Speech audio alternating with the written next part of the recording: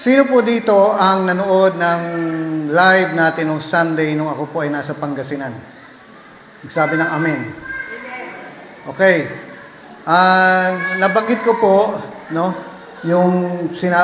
nabanggit ko po yung tatlong bagay na dapat ituro ng pastor sa kanyang mga miyembro. Naalala niyo po yun? Ngayon, binanggit ko yun para hindi na mahirapan yung mga pastor na ituro po yun. Kung marirecall niyo po, number one, kailangang ituro po ng pastor sa kongregasyon niya. Kung gusto niya na ang kongregasyon niya ay may marating, no, at hindi attender lang. Sabi ko kanina, ang attender, walang sweldo yan eh. Walang ano yan, actually, kung attender ka lang, eh hindi ka pa miyembro ng pamilya ng Diyos. Hindi pa. Kaya, ang makikinabang lang ay yung anak. Kapag ka anak ka na ng Diyos. No? Hindi ka perfecto, pero makakategorya ka sa anak ng Diyos. Okay. Number one, ituro ng mga pastor yung lahat ng bagay ay spiritual. No, dapat maituro yan. Lahat ng ginagawa mo ay may kapalit na spiritual, may epekto. No? Yung pananalita mo, may balik yan. Yung ginagawa mo, may balik yan. Yung pag-attend mo pag Sunday, may balik yan. Yung pananalangin mo, may balik yan. Yung pag-offering mo, may balik yan. No? Everything is spiritual. May mga tao po na kahit ipag-pray mo, hindi na nagaling eh. Kasi marami na siyang itinanim sa laman. Kaya hindi na siya makaani ng kagalingan. Ang mangyayari po sa kanya, mamamatay na lang, pero ang spirit niya punta ng langit. Pero yung katawan niya, sisirain. How many times po ako nakaranas ng ganyan na, alam ko kahit na ipag-pray mo yung taong yun, hindi nagagaling eh. Kailangan na lang siyang masave. At ang rema po ay laging ginagamit ng Diyos. Hindi paminsan-minsan, kundi laging ginagamit ng Diyos na huling tsansa para maligtas yung tao. Number 2, ano na yung susunod doon? Sino nakakaalala? Kailangan matutunan ng kailangan ituro ng mga pastor ang pamamaraan ng Diyos. Look, ang verse na ginamit natin doon ay, my ways are higher than your ways, my thoughts are higher than your thoughts. Nung dumating po ang time sa isang outreach natin, nabalitaan niyo na ba yung isang public school? Sinapian yung mga estudyante. Ang daming estudyante, sinapian. Nababalita yan eh.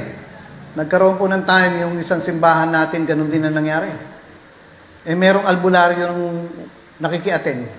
Alam niyo po, yung mga taga-rema, pinapalayas nila yung nasasapian sa pangalan ni Jesus. Yung albularyo, nag-oorasyon. Iba ang way niya, iba ang way natin. Nakukuha niyo mga kapatid. Kasi, kapag ka ikaw ay nausog, ang sinasabi po ng tao, pera usog. Ano yun? Lawayan mo. Laway. Di ba? Eh tayo hindi na naniniwala doon. Sa pangalan ni Jesus, ikaw na spirito, umalis ka sa anak ko. Ganun lang. Hindi na tayo, iba na yung pamamaraan natin. At ang paraan ng, sa totoo lang mga kapatid, dahil ito anniversary niyo, ang way ng pagsagana, or kung marapating nyo, nagamitin kong word ng way ng pagyaman ng mga Kristyano, ay hindi yung magsipag ka. Yung magsipag ka, magtrabaho ka. Hindi. Kasi ang daming masipag, mahirap pa rin. Hindi yan ang way ng Diyos. Sa sanlibutan, ang way ng yumamang ka ay mandaya ka, manloko ka. Pero sa ating mga Kristiyano, ang way para tayo'y sumagana, yumaman, ay ang pagbibigay. Give and you shall receive. Yan ang pamamaraan natin. Kaya alam niyo po yung mga tao po na kuripot, malabo yan. Kasi 2 Corinthians chapter 8, basahin niyo po rin, nagtatanim ng kakaunti ay aani ng kakaunti. Samantalang nagtatanim ng marami ay aani ng marami. So yun ang way natin na. At ang way po ng mga tao kapag may masamang espiritu, sabihin natin, papaalbularyo. Pero sa atin, re-rebukein lang natin sa pangalan ni Jesus. Di mo kailangan anting-anting. Di mo kailangan ng mga dasal-dasal o yung sinasabit sa katawan. Di mo kailangan ng krus na pag may asog, igaganon mo. Matakot ka. Matakot ka. Hindi na yun ang way natin. Ang way natin, ang lahat ay luluhod at magsasabi na si Jesus ay Diyos, Panginoon. No? Pag-rebuke sa pangalan ko, magpapalayas kayo ng hindi nyo kailangan dalhin pa sa albularyo. Yun ang way natin. At, ano na yung pangatlo? Tatawag ako. Yung nakatingin sa akin. Tinanggal ang mga mata. Yung hindi nakatingin sa akin, yun ang tatawagin ko. Ano na yung pangatlo? Kailangan mangarap. Turuan nilang mangarap ang mga miyembro nila. Kailangan pastoran. Hindi lang yung mismong tao. Halimbawa, nawawala si Gono. Pupuntahan ko. Gono, ano nangyari sa'yo? Minsan ito, yung mama niya, papa niya, magkakatabi. Sabi ko, Gono! Sabi ko gano'n. Lahat sila tumingin. Nakalimutan ko, Gono nga pala lahat yan. No? Kapag nawawala, hanapin. Bakit? Pinapastoran mo yung tao, pero hindi lang yun. Kung ang calling mo ay magpastor, at hindi ka nagpapastor, hanapin ko yung pagkapastor sa'yo. Sabihin ko sa'yo, Gono, di ba dapat pastor ka na? Dapat hanapin ko yun. May mga tao na nakukuha niya. Ayaw nila eh. So, anong gagawin mo? Papastoran mo yun. Kung yung tao nawawala, hanapin mo, pag wala na siyang bigatin, encourage mo. O, halimbawa, sabihin natin ano pangalan ito? Ito si Murphy. Ha? Murphy. Dr. Murphy. Kilala niyo ba yun? The Good Doctor? Halimbawa, nakikita ko na magiging song leader to one day. Encourage ko siya na one day, papakanta ka sa harapan. Ay, pastor, hindi ko kaya yan. Siyempre, mahihayin eh. Yung mga taga mo, mahihayin yan eh. Pero, encourage ko. Hindi, anointan ng Diyos yung boses mo. Bandang huli, magpapaawit ka. Hayaan mo mangarap. O nga no. Tapos habang nagpapaawit, may abuloy. Hindi, hayaan mo siyang mangarap siya. Halimbawa, sabihin ko, ano ba pangalan mo, Brad? Ken. No? Oh, Ken. Kasi nakasabi, tinignan niya, baka hindi Ken. Sinisigurado lang niya na siya ay si Ken. Habang kinakausap ko to, sasabihin ko, one day, tatayo ka rin sa pulpito. Mag-aalaga ka ng mga miyembro. Sasabihin niya, hindi ko kaya yan. Ganyan ang mga taga-rema eh. Laging, hindi ko kaya yan. Maliit lang ako. Hindi ako sawa, bulati ako. Hindi, sasabihin ko sa'yo, one day, magtatayo ka ng simbahan. Kaya mong mangarap. Kasi kung hindi mo i-build yan sa kanya, hindi yan magiging ganun. Alam niyo ba si Abraham? Ang pangalan niya po ay Abram. Bandang uli, binago ng Diyos. Abraham. Ano ibig sabihin ng Abraham? Ama ng maraming lahi. Tatawagin mong ganito. Walang anak. Kaya pag sinabi mo, Oy! Ama ng maraming lahi. Wala nga akong anak eh. Kung baga sasabihin ko kay Aubrey, ay taba. Payat eh. Sabi, hindi ako mataba. Payat ako. Hindi. Iba ng tawag sa'yo. Pastor Ken. Uy. Kilingiti niya. Mula rito papagalan. Hayaan mong mangaharap siya. Alam niyo bang ginawa ng Diyos kay Abraham? Una-una, binago niya pangalan. Binago na pangalan. Nasanay siya na Abraham, na parang yun na yung binyag sa kanya. No, dati ang tawag sa'yo, pangit. Ngayon ang tawag sa'yo, cute. Tapos ang sabi ng Diyos sa kanya, halika, punta tayo sa dagat. Pagdating doon, sabi niya, nakikita mo ba yung mga bituin na yan? Sabi niya, Lord, ang dami. Ganyan magiging karami ang lahi mo. Nilalagay ng Diyos. Wala pang anak. Paano siya magkakaroon ng maraming lahi? Wala kang anak. Pero binibuild ng Diyos. Ngayon bilang pastor, i-build mo yung pangarap na yun. Na tayo, one day, magiging pastor kayo. Ay anak, sa inyo na lang yan. Hindi, build mo. Alam niyo kung bakit mga miyembro po ay walang pangarap? Kasi hindi nilagyan ng pastor ng pangarap. One day, ikaw ang magsusupport sa mga churches natin. Pagpapalain ka ni Lord. Makakapag-abroad ka, yayaman ka, at ikaw ang tutulong sa pagpapatayo natin ng mga simbahan. Kaya mo mangarap siya. Kukuha niyo mga kapatid? Tapos sabi ng Diyos sa kanya, tingnan mo yung stars. Bandang ulit, sabi niya, nasa beach sila, beach. Tingnan mo yung buhangin. Mabibilang mo ba yan? Hindi. Pero sabi ng Diyos, one day, ang lahi mo magiging kasindami yan. Parang mahirap intindihin kay Abraham, pero unti-unti, binago ang pangalan. Nakukuha niyo? One day, magiging song leader ka. One day, magiging organista ka. One day, hahawak ka ng 10 simbahan. Maaaring di pa siya maniwala ngayon. Ganyan din naman si Sarah eh. Sino si Sarah? Nanay ni Isa, asawa ni Abraham. Sabi ng mga anghel, next year, may anak ka na. Natawa si Sarah.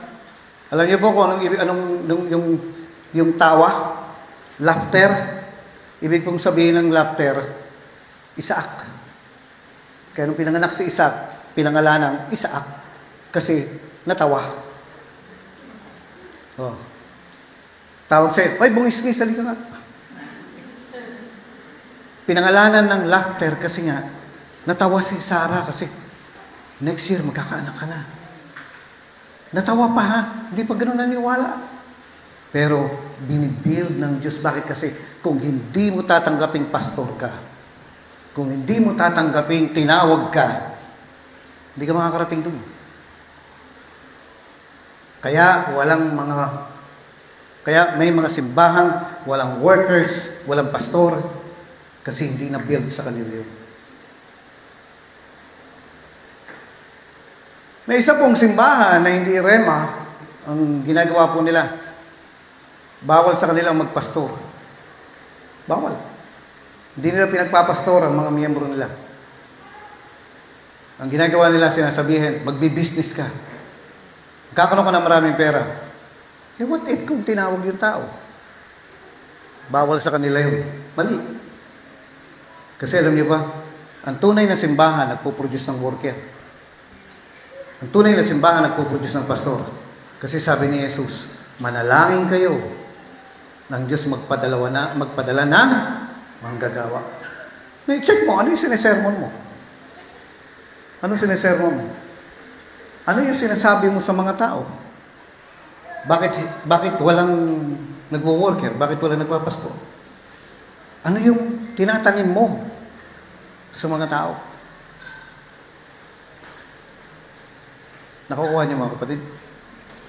Alam niyo, pag ito pumutok, at biglang ituturo ko sa inyo na bawat may sakit, napapatungan mo ng kamay ay gagaling, abay, mag-i-imagine yan.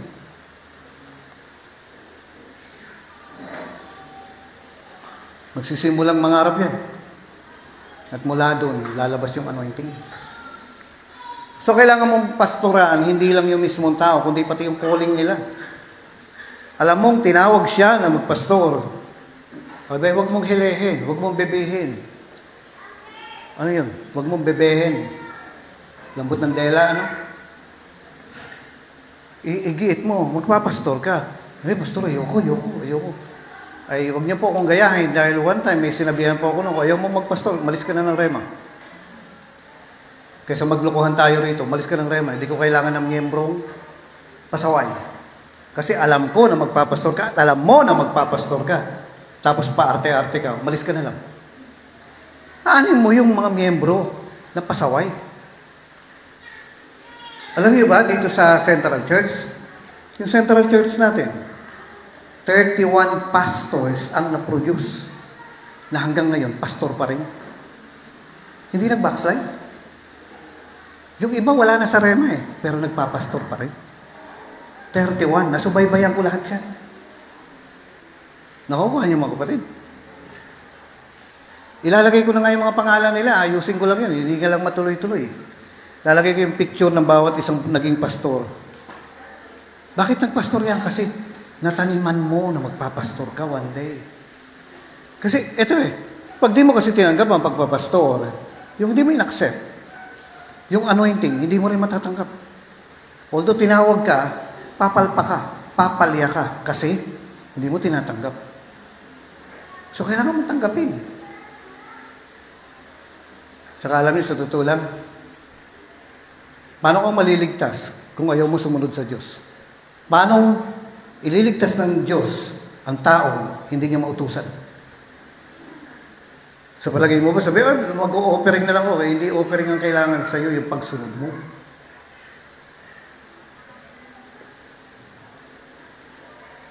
Alam niyo po, ako'y nangangarap Pangarap ko, magkaroon ako ng bahay.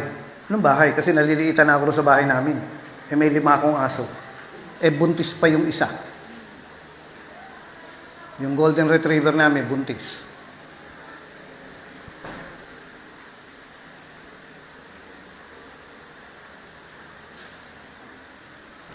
Isasama ko nga sana rito Kaso buntis, ayaw ng asawa. Naliliitan na ako, 5 aso.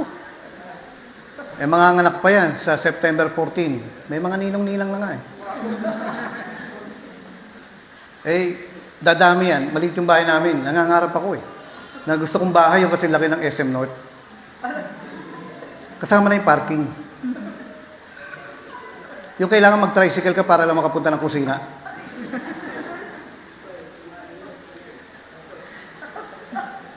Yung pagka pinapunta ko kayo, at punta kayo ha. Punta kayo sa bahay, kain tayo. Yung maghahanapan muna tayo bago Ito yung malaking bahay.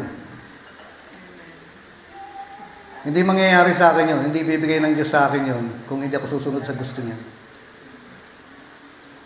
Sa palagay niyo ba, payayamanin ako ng Diyos, pagagalingin ako ng Diyos kung pasaway ako? Hindi. Pagpapalain ka ng Diyos sa pagsunod sa Kanya. Anong sabi niya? Kapag nakarating na kayo sa pangakong lupa, lupang pangako, pasasaganahin ko kayo. Saan yung lugar na yun? Yung lugar ng pagsunod. Susunod ka na. Tanggap ko na. Na pastor ako, tanggap ko na. Na worker ako. Doon ka niya pasasaganahin. Hindi ka niya pasasaganahin sa pagsuway. Anong makikita mo rin sa pagsuway? Darak. Yung prodigal son. Yun. Kakainin mo yung pagkain nila. Bakit? Nasa pagsuway ka Hindi po yung pera ang basihan ng pagpapala. Never. Never basihan na pinagpapala naman ako ng Diyos kasi marami akong pera. Ang nangako na payayamanin ka sa pagsuway, si Satanas. Ano sabi niya? Jesus, kung sasambahin mo ko, bibigay ko sa iyo itong mga kayamanan ito. Tingnan niyo, si Satanas nag-o-offer. Kaya hindi lahat ng mayaman nakukuha niya. Payayamanin ako ng Diyos, masasaganahin ako ng Diyos. Bakit? Kasi nasa pagsunod ako. So, yun yung tatlo. Ngayon, tinutuloy ko po na kung ikaw, bilang pastor, ito yung qualification. Ano yung number 1 kanina? Kailan mapagkatiwalaan ka sa? Pera. Pera lang. Simbahan. Number 2, pera mo. Kung hindi ka magtatanim ng personal mo, number 1, pera ng simbahan. Number 2, pera mo. Kung hindi ka mapagkakatiwalaan ng Diyos doon sa maliliit na ikapu, tight, partnership, hindi kayo magkakatiwalaan sa malaki. Tsaka ito, mas mahalagang anointing kaysa sa pera, di ba? Ulitin ko, mas mahalagang anointing kaysa sa pera. Kung sa pera, di ka mapagkatiwalaan, paano ka pagkakatiwalaan sa anointing? Amen. Ano yung number 2? Kanina? Number 1, yung mapagkatiwala ko sa pera. Number 2? Kailangan mapagkatiwala ko sa prayer na, kailangan ko na mag-pray. Kulang na yung prayer ko. Hindi yung, Ang ganda nga nung, kumbaga may fellowship tayo, no? Na, sana matapos na to kasi kailangan ko pa mag-pray. Kasi alam mo, kulang ang prayer mo. Alam niyo, isa pong kinakatakutan ko pag ako nagda-drive, yung wala ng gasolina. Walaan niyo, anong gagawin ko pagka wala ng gasolina? May hanapin ako eh. Ano yun? Gasolina. Bakit? Hindi na ako makakarating sa pinagagawa ng Diyos kung wala akong prayer. Magsisermon ako, makakaraos ng may sermon. Yung sermon mo ba, nabigay mo ba ang kailangan ng tao? O pinagpraktisan mo lang sila? May pangangailangan yung mga tao eh. May mga problema yung mga tao eh. Nabigay mo ba? Nagsermon naman ako. Nagsermon ka. Tingnan mo, kaninong sermon yan? Sa akin. Kita mo, sermon mo. Hindi mensahe, sermon. Ang kailangan ng tao ngayon, mensahe na galing sa Diyos. Hindi yung sermon mo. Maraming topic sa Bible, libo-libo yan. Pero isa lang hinihingi ng tao. May problema ako. Kailangan ko marinig kay pastor. Kaya nga pastor ka. Napapakain mo sila. Subukan mo puro adobo ang ulam. Ano mangyayari sa'yo? Tutubuan ka lang. Sabi ng isang worker, lagi na lang tayong manok, ulo ng manok. Tuka ng manok, tutubuan tayo ng palong nito. Magsasawa ka eh. Pero, ito po bilang pastor, kailan napapakain mo eh. Hindi yung marami ka lang topic, hindi. Ito ba yung kailangan? Ito ba yung kailangan ng tao? How many times sa mga miyembro po, dadaan yung time na biglang kukunin ko yung cellphone ko, sabihin ko gano'n, kumusta na si papa mo? Ngayon sasabihin sa akin ng tao, may message niya ako. Bakit po? Hindi ko naisip ko lang, kumusta na si papa mo? Okay lang po. After 2 weeks, patay na.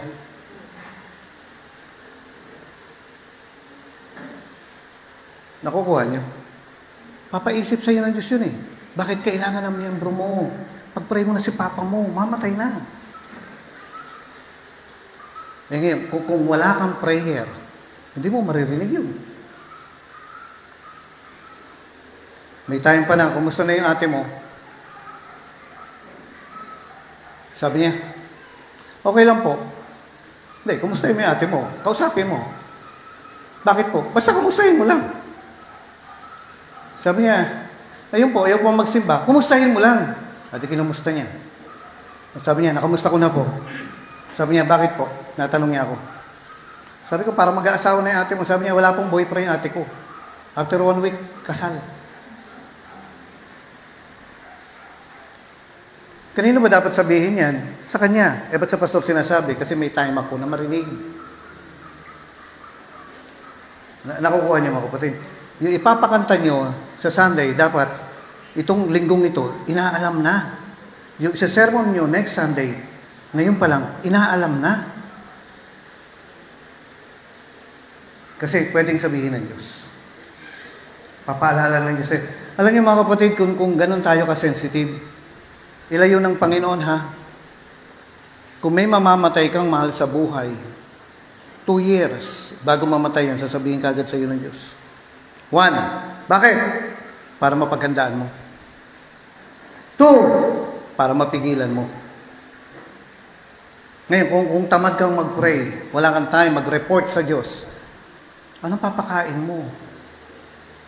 Anong papakain mo sa mga tao?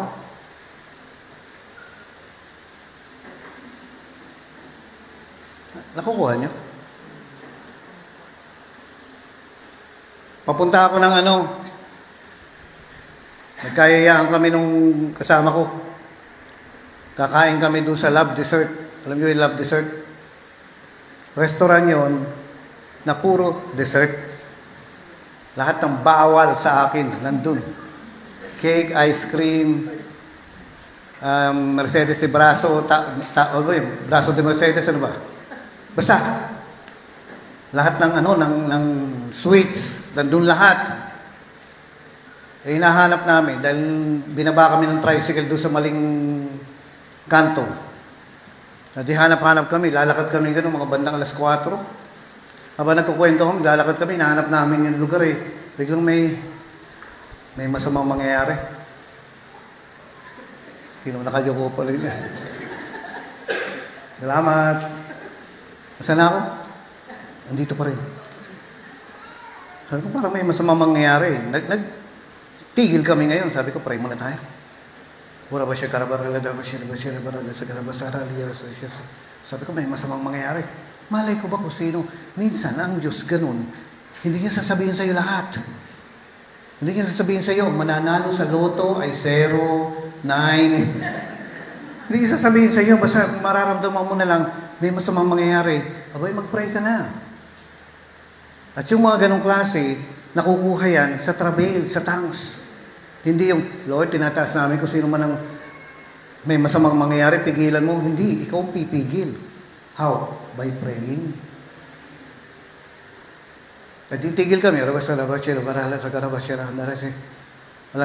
alas 4 yan, pagdating alas 7, yung tiyahin ko inatake sa puso. Buhay pa. Pero kung nagkulang ka, baka nawala na. Kaya kung wala kang time, mag-pray. Ano mangyayari sa'yo? Hindi ka maasahan. Tapos gusto mo magpastor. Hindi ka makapag-pray. May kapalit po ang pagbabastor. Kailangan ituro mo ito. Kailangan mapagkatiwalaan ka sa pera. Kailangan mapagkatiwalaan ka sa pananalangin at sa pag-aaral ng salita ng Diyos. Ano bibigay mo sa tao? Kung hindi ka nag-aaral ng Word of God. Nakikinig naman ako tuwing live. Hindi sapat po yung live. Kailangan everyday. Nag-aaral ka.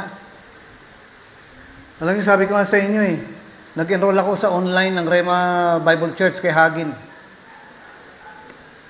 Mahal. Bibigyan ako ng isang damukal na libro. Mga 5 libro. Yung isang course isang course. Bibigyan ka ng isang damokmok na libro. Ganyan kakapal yung libro. Tapos isa lang ang tanong. Talagang mag-aaral ka kung ngayon ano ba tawag dito? Patamad-tamad kang mag-aral, hindi mo masasagutan. Ganyan kakapal yung libro, isa lang itatanong, dapat masagot mo. Okay, tapos na yan. Next, isang book na naman, ganyan na naman kakapal. Kapag natapos mo na yung 5 libro yan, next month may darating na naman for 1 year. Kaya kung sa palagay mo ba, pa-easy-easy lang yung hindi. Study to show yourself approved. Aprobado ka ng Diyos. Dahil nag-aaral ka. Minsan nalulungkot po ako sa camp. Yung mga magazine natin na iniiwanan nila. Kinukolekta ko. Minsan pati Bible naiiwan. Ang hindi lang naiiwan, cellphone. Sapatos, bag. Iniiwanan yan. Pati nga asawa, iniwan Pero kailangan ko mag-aaral. Okay, tapos ka na ng 1 year. Isang package ng mga libro yan, isang tanong lang. Tapos ibabalik mo yan doon, kay grade nila. Pag may mali, ibabalik na naman sa'yo, mag-aral ka ulit. Sabi, mali yung sagot mo. English. Okay, pag natapos ka na rito, next month, may darating na naman mga libro. Pag natapos mo yan, next month, may darating na naman ng mga libro.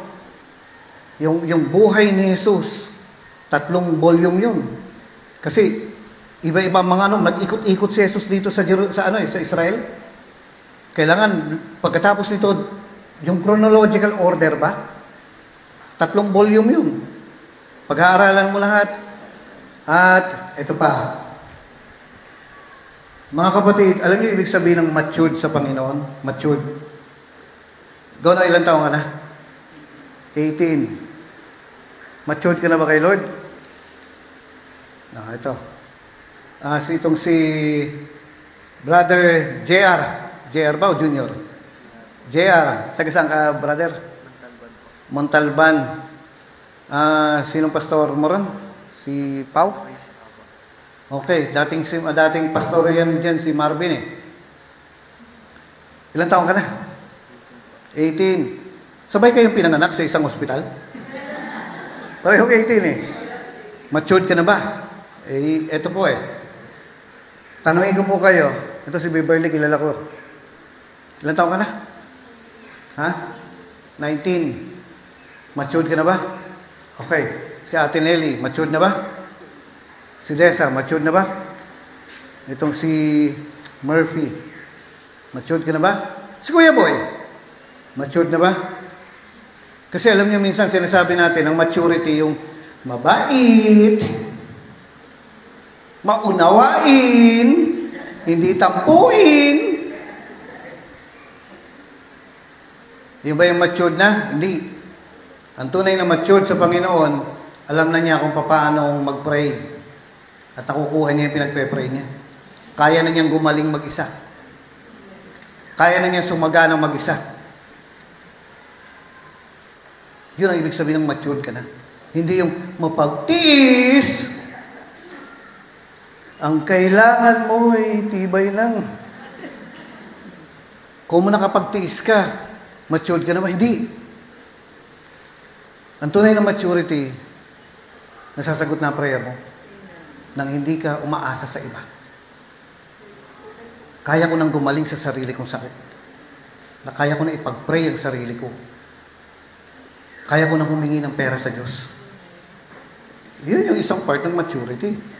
At ang tunay na matured, kaya kong iwanan lahat yan para sumunod sa Panginoon. Doon mo makikita yung maturity. Hindi yung pagka nagka-problema, paano ko kayong pagpe-pray ito? Wala ka pang alam. Hindi mo pa alam kung paano humingi ng tulong sa Diyos. Kagabi, merong nagtatanong sa akin. Sabi niya, Pastor, napapansin ko po sa mga Facebook, may mga hugot ang mga tao na sila'y magla-love life na.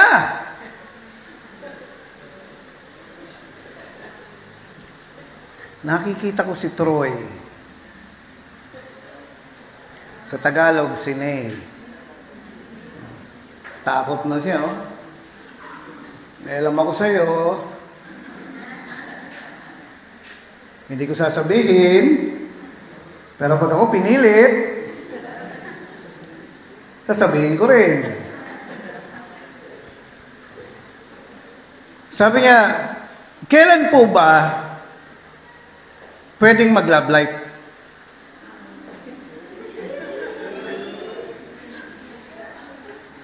Tingnan niyo yung bangko niya, lumulubog siyang gano'n. Oh. Kailan po, hindi po siya yung nagtanong. Example ko yan mamaya pag naalala ko. Kailan po ba pwede mag-love life? Sabi nung nagtanong sa akin gabi, hindi po siya. Kailan nga ba pwedeng mag-love life? Ilang taon ka na, Iha? Oh, bata pa. Ikaw? 12? Laki ng mata mo, ah. Pag malaki ba ang mata, maraming nakikita? O, yung nasa likod mo, ganun din, oh. Kailan ba pwede mag-love life? Sigaw na ba pwede na mag-love life? 18. Tinanong niya ako, kailan ba pwede mag-love life? Kasi nakikita raw niya sa Facebook, may mga hugot yung mga kabataan. Pwede na mag-love life, ganito, ganyan. Isa lang naman ang basenro yan, eh. Malalaman mo kapag pwede na mag-love life, kapag ka marunong nang magtanong sa Panginoon, yung tao, marunong na siya magtanong. Kasi kung di pa marunong magtanong yan, magkakamali yan.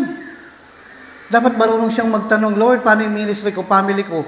Lord, paano yung trabaho ko? Paano yung ganito, Panginoon? Marunong siyang magtanong kasi nasasagot. Alam niya kung paano. Pero kung hindi mo pa alam kung paano magtanong sa Panginoon, Sister Precious, hindi pa pwede.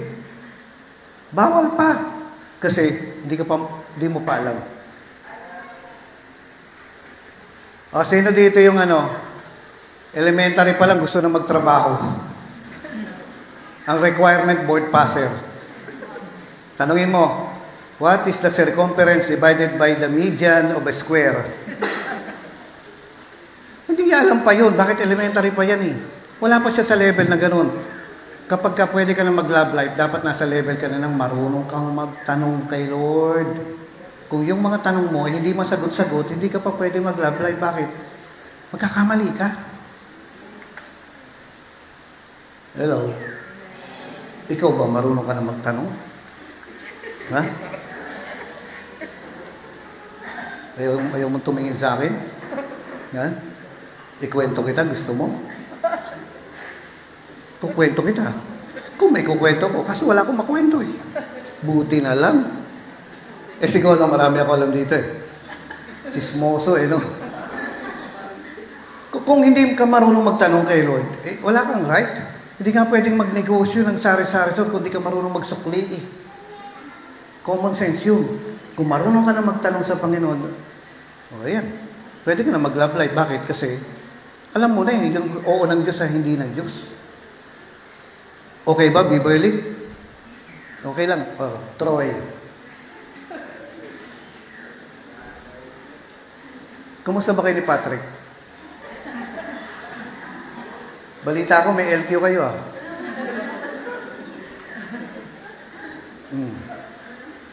Basahin ko nga yung mga messages sa akin. Secret natin yun. Okay.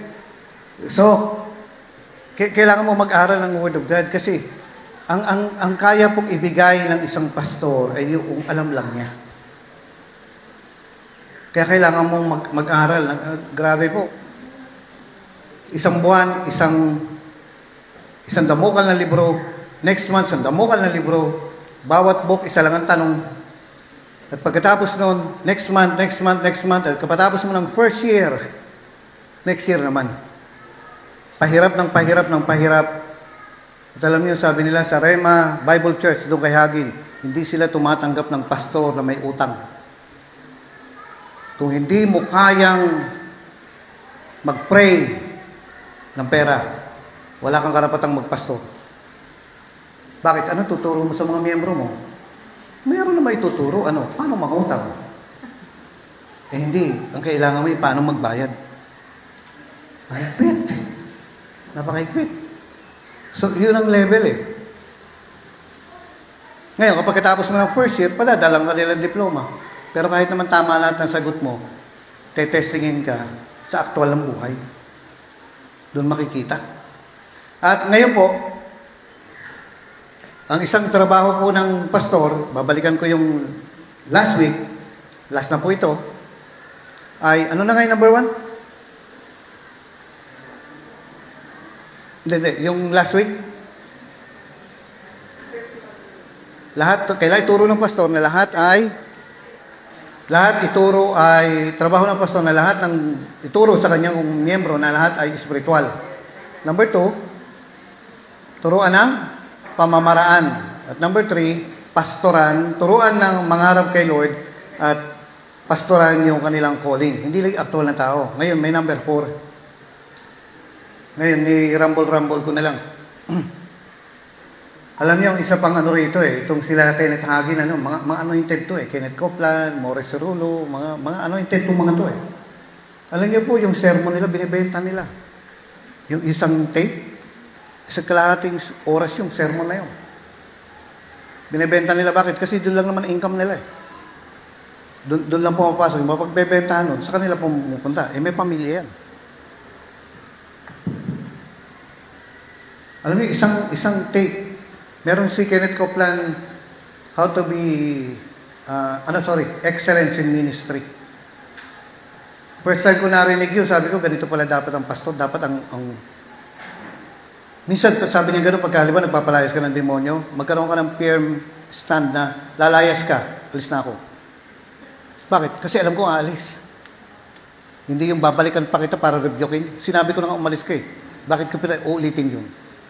May mga gano'n silang mga yung way nila, na ang gagaling.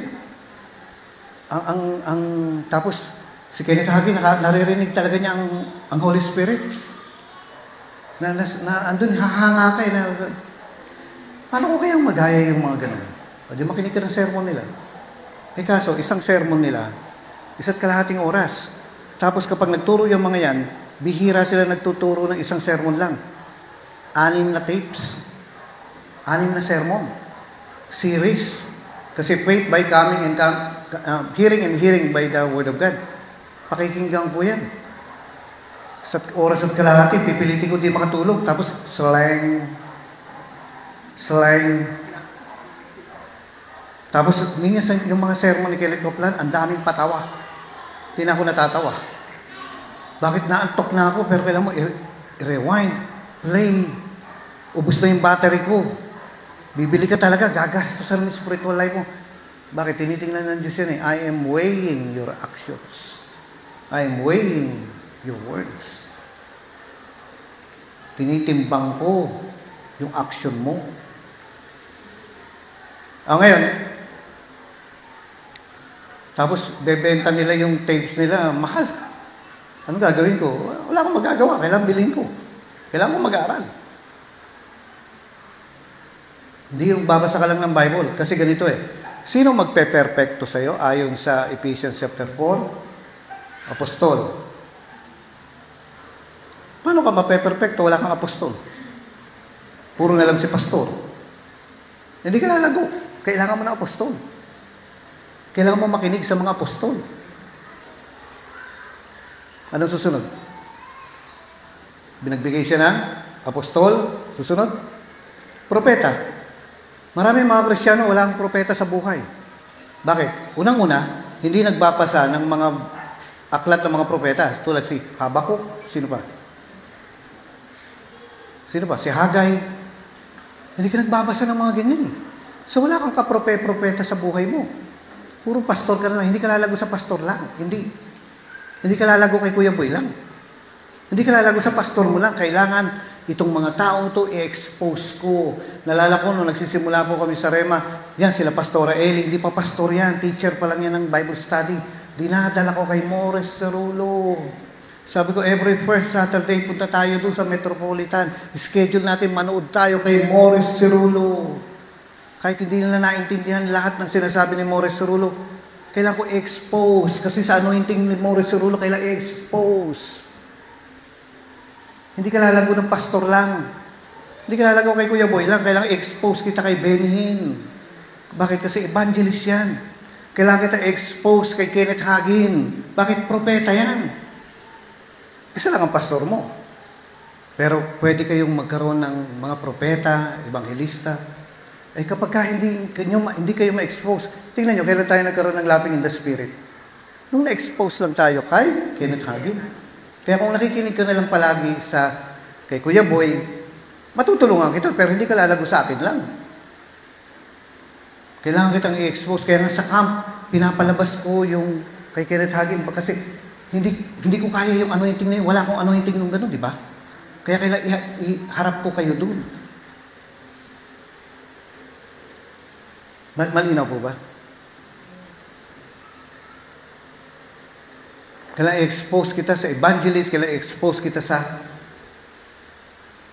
ang magpe-perfecto sa iyo, yung 5 yun. Hindi sa pastor lang at hindi sa akin lang. Doon sa 5 yun. Walang mali, kaysa naman wala kang pinakikinggan. Pinakikinggan mo lagi si Soriano. Ano yung mangyari sa'yo? Nakikiinom lang naman ako kay Soriano. Iinom ka nga, nakikiinom ka sa kanal pa.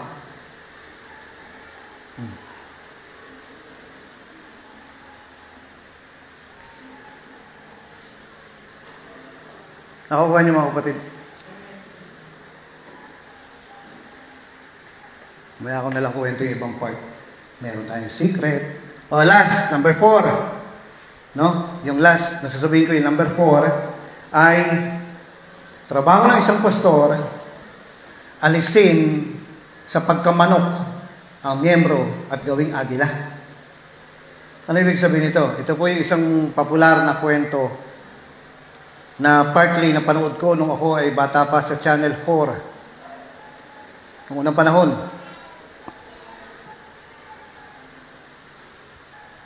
Bago natin basahin itong Ephesians chapter 4. Ito ang trabaho ng yung trabaho ng pastor.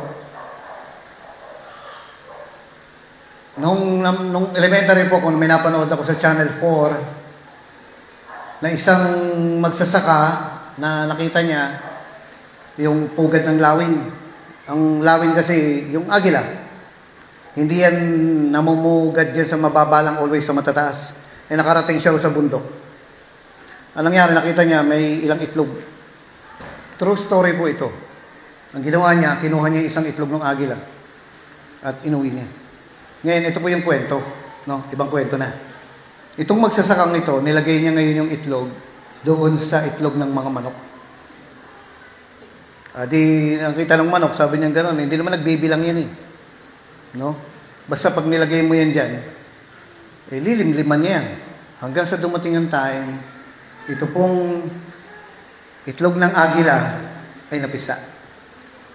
At kasama niya yung mga manok, sabay-sabay sila. Anong nangyari? Nagtataka ngayon itong agila. Sabi niya, ba't kaya mas mahaba yung pakpak ko? Kaysa sa kanila, sila walang pakpak, ako meron na. Tapos, awkward siyang maglakad, sakang. Pero yung mga sisyo, bibilis. Tapos maya-maya, biglang, sabi niya, ba't ganun? Mas malaki ako yung pinakamalaki rito. Yung mga kapatid ko, mga maliliit. Bandang uli. E di lumalaki na sila. Maya-maya biglang merong sumigaw sa taas. Pagtingin nila, kita na ang gara, isang agila. Yung matandang agila na, yung full grown. Ang gara. Biglang nagtawag yung inahin na manok. Sabi niya, mga anak, pasok kayo. Pasok, di ba? Pinapapasok dito. Takbuhan silang lahat. Ngayon sabi niya, ang ganda. Sabi ng agilang, sabi niya gano'n, bakit sila takot? Sabi nung nanay na agila na manok, anak, pumasok ka dito. Ang ginawa niya, sumunod pumasok, hindi siya kasya. No, nakapasok yung ulo niya, pero yung puwit niya, nakalabas. Ngayon, nung pasilip-silip siya, sabi niya, gara, ang ganda.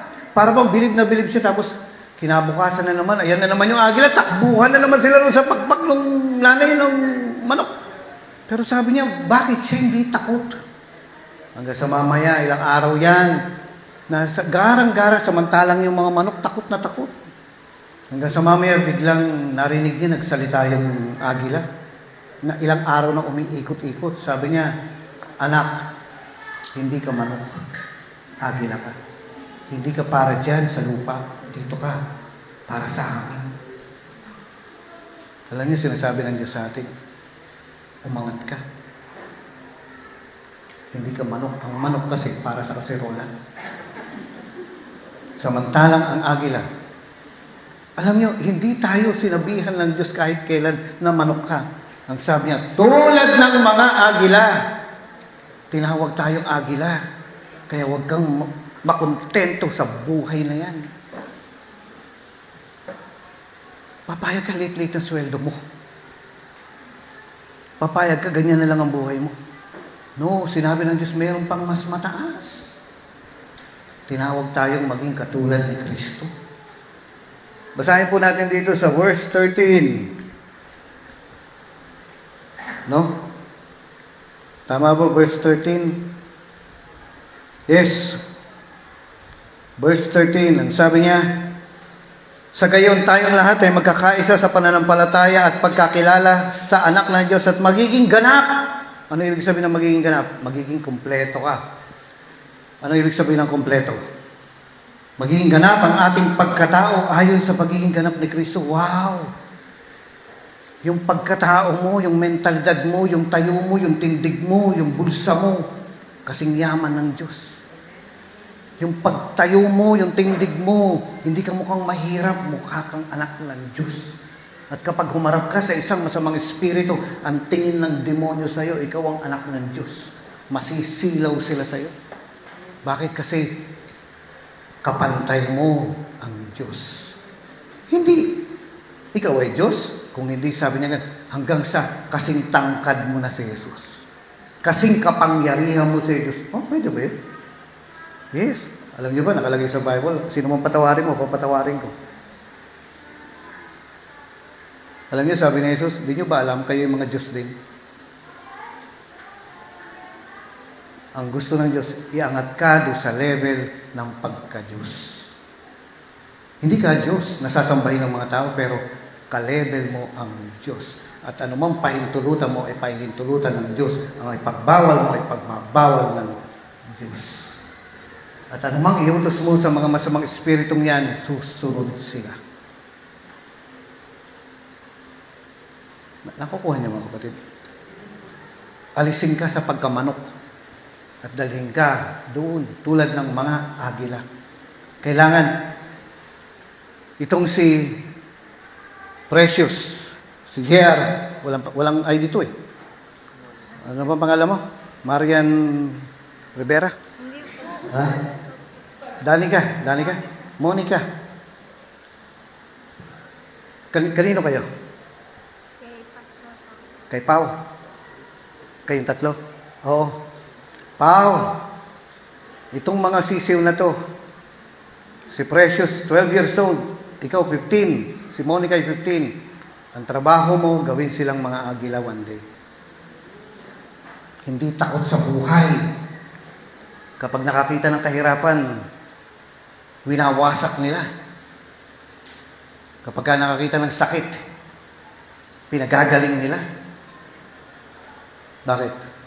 Kasi tulad ng mga agila, lilipad tayo. Alam niyo ba, ang mga agila sa totoo lang, hindi yan tumitingala sa taas. Hindi katulad sabihin natin yung yung kahit yung aso, maglalakad siya, tingin na ganyan. Bakit? Baka may bumangga eh. Di ba? Kahit yung pusa eh, tingin na ganyan. Yung daga, maglalakad siya, ganun, gagawin. Di ba? Ibisot ko maripos, ewan ko, bakit pag ganun? Tatal yun eh. Kahit nga yung sabihin natin yung kabayo, naggagano ng tenga niyan eh. Bakit? Baka bumangga eh. Pero kahit minsan ang agila, di natin ilapataas. Bakit? Kasi siya ang pinakamataas. At doon ang pagkatawag ng Diyos sa atin. Na tatayuan natin, aangatan natin ang kahirapan, aangatan natin ang sakit. Kahit pa sinabi ng doktor mo na hindi ka nagagaling, mas magaling yung doktor ko. Dahil sa pamagitan ng mga latay niya, gumaling ako. Thank you, Doc. Bye. Hindi ka takot. Ano ba yung kanta? Di ako magkukulang, tama ba? Na magpuri sa Diyos. Bakit? Kasi alam ko, gagaling ako. Alam ko, temporary lang ako rito sa utang na to. One day. Nasa ibabaw na ako ng utang. Ano sabi? Kung kayo ay susunod sa akin, darating ang panahon, di ka na mangungutang. Ikaw na ang magpapautang. Wow! Alam nyo, praise the Lord, nandun na ako ngayon. Bawal mangutang ha, kontra. Walang mangungutang. So, trabaho ng pastor, iangat. Itong mga ordinaryong mga bata na ito, kailangan si Pastor Pao, ibibuild niya na, Precious, hindi ka manok. Ano ka, tinola? Hindi. Anak ka ng Diyos. May plano ang Diyos sa'yo. Nakukuha niya? Ngayon, kasama doon, yung pagpapalit ng, kailangan yung pagpapalit ng, paano ba to? Kailangan trabaho ni Kuya Michael na palitan yung mga sabihin mo sa pulpito, may pangarapan Diyos sa'yo. Kasi pag di mo sinabi yun, tutuparin niya ang pangarap ng lola niya. Yung lola niya, matandang manok. Ano sasabihin nun? Anak, maging adobo ka ha? Ano pa? Anak, bagay sa'yo, sinampalukang manok. Hanggang dun ka na lang. Na para bang, ang trabaho mo, tumulong ka na lang. Mag-asawa ka na nga. Nag-asawa tuloy ng maaga. Kasi, yun lang ang pangarap ng nanay eh. Manok. Ikaw ngayon ang bagong tatay. So, papalitan mo yan. May pangarapan siya sa'yo. Ikaw ang magiging susi sa kaligtasan ng maraming tao. Maraming pupunta sa langit dahilan sa'yo. Mag-iisip yan. Baguhin mo. Huwag mong ikutin. Bakit? Kasi magiging... Baguhin mo. Siguro palitan natin ang pangarap. Nakuha niyo mga kapatid. Sa Bible School, 80 years old, may nag-enroll first year. First year! 4 na taon yung course ng Bible School. First year, 80 years old. Sabi ng mga klase niya, Lo, Bakit nag-enroll pa kayo? Nalaman ko kasi may plano pa ang Diyos sa akin. 80 years old na kayo, kahit na. Yung plano ng Diyos sa akin, hindi nagbago. Hindi pa huli para sumunod ako sa plano. Isipin mo nag-enroll. Sino nagsabi sa kanya nun? Yung pastor niya. Kaya trabaho natin baguhin. Nakukuha niyo mga kapatid. And ultimately, ito po yung pinakamataas na hangganan ng pastor. Very, very proud ako. Hindi ko alam kung ako po'y tatay na o lolo na. Kasi nasundan ko po yung pagpapastor ng 31 na tao ngayon. Nasaksihan ko. Marami po sa kanila ang gusto ng sumuko. Marami sa kanila ang gusto na mag-give up. In English ko lang. Marami sa kanila ang umayaw na, pero bilang tatay, bilang pastor, kailangan mo silang dalhin doon sa kalooban ng Diyos. Hindi doon sa kalooban ng nanay, tatay nila na hanggang sa manok lang. Hayaan mo na yung, sabi ni Jesus hayaan mo na yung mga manok ang maglibing sa kapwa manok. Sumunod ka sa akin. Natatandaan niyo po yung verse na yun? Ano ang pangarap natin dito kay Ezekiel Modrigo? May gusto ko ritong gawin. Bawasan ang kilay. Kasi pag dumating sa iyo yung tao, hindi ka agad na, ay, pagtrabahuin natin para marami mag-offering. Ay, ano ka, manok? Ano ka, pastor manok? No, iaangat mo sila. Iaangat mo. Na tinawag ka ng Diyos. Hayaan mong matupad nila yung pagkatawag ng Diyos sa kanila kasi palyado kang pastor. Palyado kang pastor pag hindi mo sila nadala sa calling nila.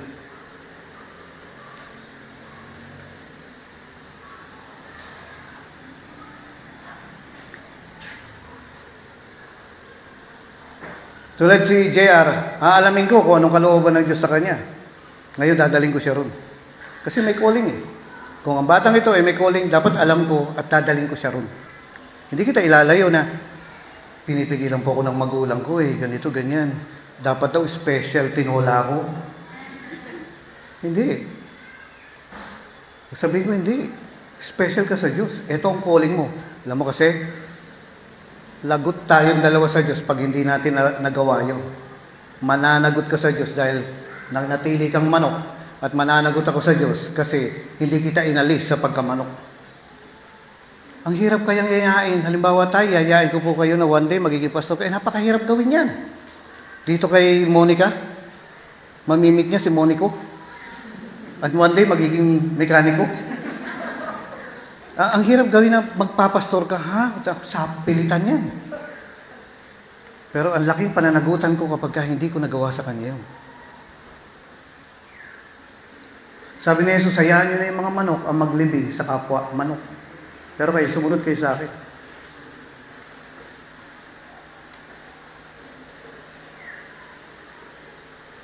Ano ang pagkatawag ng Diyos eh? Hindi mawawala yan na nagkukunwari ka lang. Na hindi ako tinawag ng Panginoon. Hindi yan mawawala. Mananagot ka pa. Nakukuha niyo mga kapatid?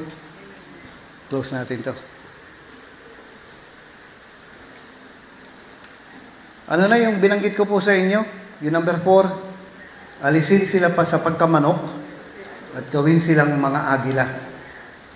Kasama dito yung pagpapalit ng pangarap. Kasi alam niyo, ang mga manok, ang iniisip lang niya yung kakainin niya. Hindi niya iniisip yung kaligtasan ng mga tao. Hindi katulad ng mga pastor, iniisip nila yung kaligtasan ng mga tao. Na hindi sila masaya doon sa may pera lang sila, maganda ang trabaho. Malayo ang tingin yan. Kasi alam nila, hindi ako masaya rito kasi tinatawag ako ng Panginoon.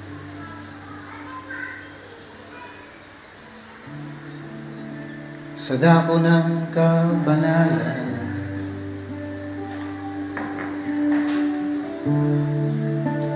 ako ay nagilala.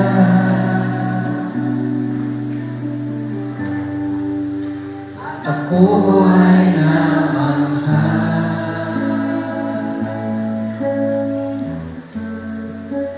Ilan mo ay dumadaan.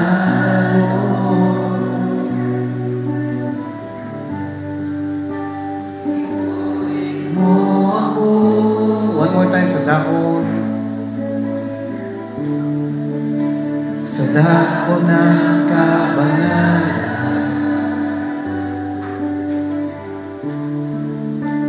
Ako ay nangilala,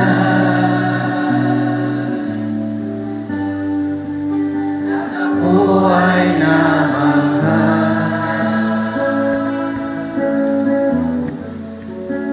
Ilong mo'y dumadalo, ibuhin mo ako. Kalakasan. Kalakasan mo, ikaw, Jesus. Pag-ibig mo, walang hanggan. Presensya mo, kailangan lubos. Sa aking buhay ay ikaw ang lahat. Kalakasan ko, ikaw, Jesus. Pag-ibig mo, walang hanggan. Presensya mo, kailangan lubos. Sa aking buhay ay ikaw ang lahat. Ayaw, sige po. Tutuloy po natin ang kaunti ito. Nasa Facebook. Babay na po. God bless you.